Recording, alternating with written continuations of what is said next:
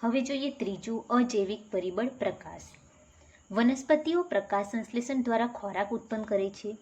આ એવી પ્રક્રિયા છે કે જે ઉર્જાના સ્ત્રોત સ્વરૂપે પ્રકાશ ઉપલબ્ધ હોય ત્યારે શક્ય હોય છે.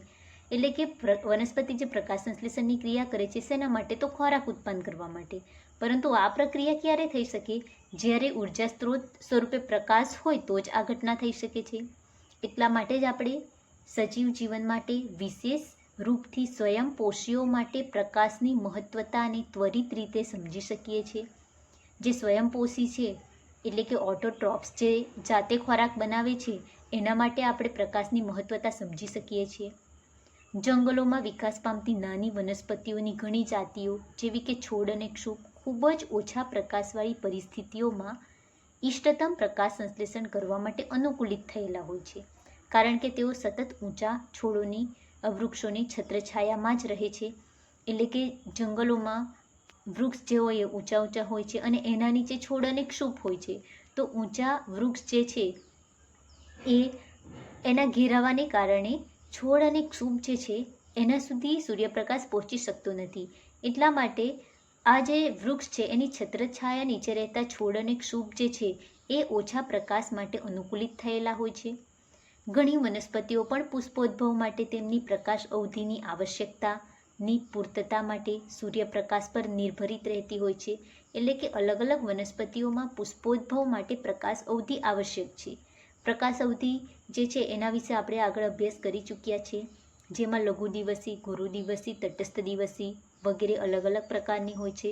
તો દરેક વનસ્પતિ જે છે એમાં પુષ્પોદ્ભવ માટે શેના ઉપર આધાર રાખે છે? તો પ્રકાશ અવધિ ઉપર આધાર રાખે છે. કેટલીક વનસ્પતિને પુષ્પોદ્ભવ માટે વધારે પ્રકાશની જરૂરિયાત હોય છે, કેટલીક વનસ્પતિને ઓછા પ્રકાશની જરૂરિયાત હોય છે, તો કેટલાને મધ્યમ પ્રકારના પ્રકાશની જરૂરિયાત હોય છે.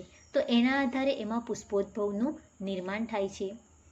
ઘણા પ્રાણીઓ માટે પણ પ્રકાશ એ રીતે જ મહત્વપૂર્ણ છે કે તેઓ પ્રકાશની તીવ્રતા અને સમયગાળા એટલે કે અવધિમાં દૈનિક તથા મોસમી વિવિધતાઓને તેમના ચારાની શોધ, પ્રજનન અને સ્થળાંતરિત એટલે કે પ્રવાસી ક્રિયાવિધિઓના સમય નક્કી કરવા માટે વિવિધ સંકેતો સ્વરૂપે ઉપયોગમાં લાવે છે.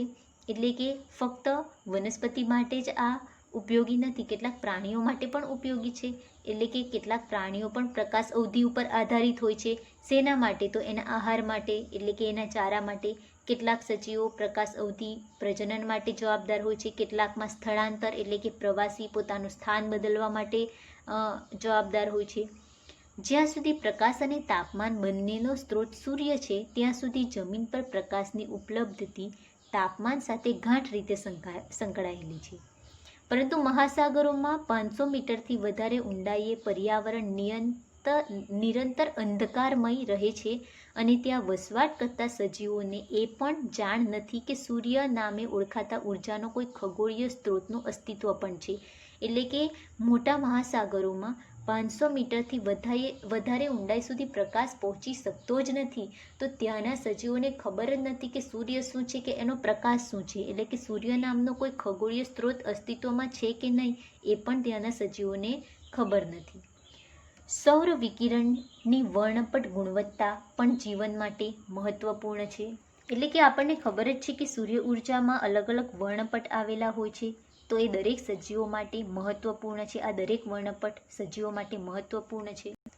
સૌર વિકિરણ વર્ણપટના પારજાંબલી એટલે કે અલ્ટ્રાવાયોલેટ ઘટક ઘણા સજીવો માટે નુકસાનકારક હોય છે. એટલે કે સૂર્ય વર્ણપટમાં જે પારજાંબલી અલ્ટ્રાવાયોલેટ કિરણો આવેલા હોય એ કેટલાક સજીવો માટે નુકસાનકારક છે. જ્યારે મહાસાગરની જુદી જુદી ઊંડાઈએ રહેતા ખારા પાણીની વનસ્પતિઓ માટે દ્રશ્ય વર્ણપટમાં બધા જ રંગીન ઘટકો ઉપલબ્ધ પણ નથી. એટલે કે મહાસાગરમાં ઊંડાઈએ રહેતા ખારા પાણીની વનસ્પતિઓ જે છે એ અલગ અલગ વર્ણપટના બધા જ રંગીન ઘટકો એને ઉપલબ્ધ થતા નથી.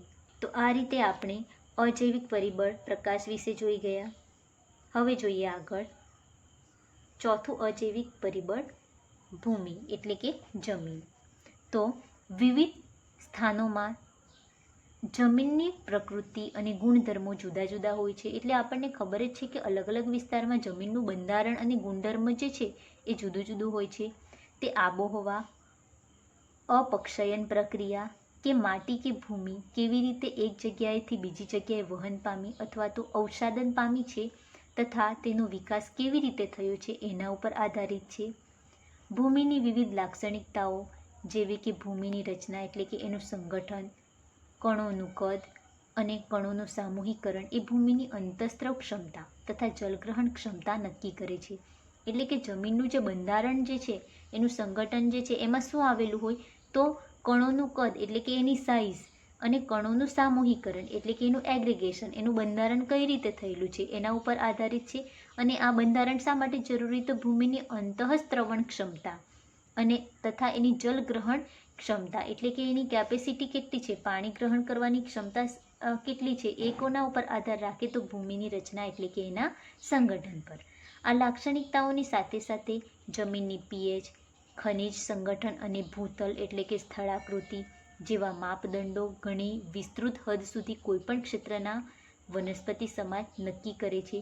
એટલે કે આ જે ભૂમિનું બંધારણ એના આધારે આ વિસ્તારમાં એટલે કે અલગ અલગ જે ભૂમિનું બંધારણ છે એના આધારે એનું વનસ્પતિ સમાજ નક્કી થઈ શકે છે.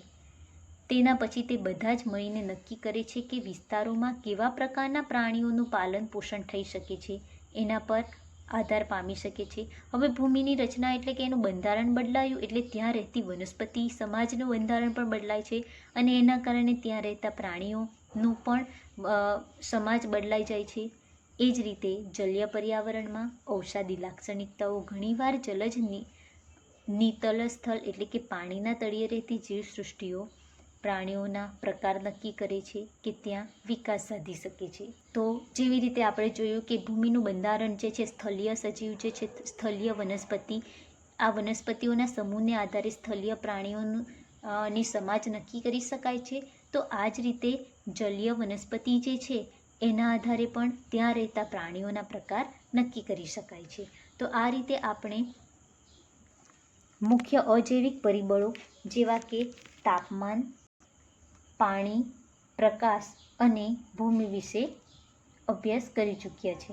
તો આ અજૈવિક પરિબળોને આધારે આપણે દરેક સજીવ સમાજ જે છે એનું પરિસ્થિતિકીય વિદ્યાનો અભ્યાસ કરી શકાય છે.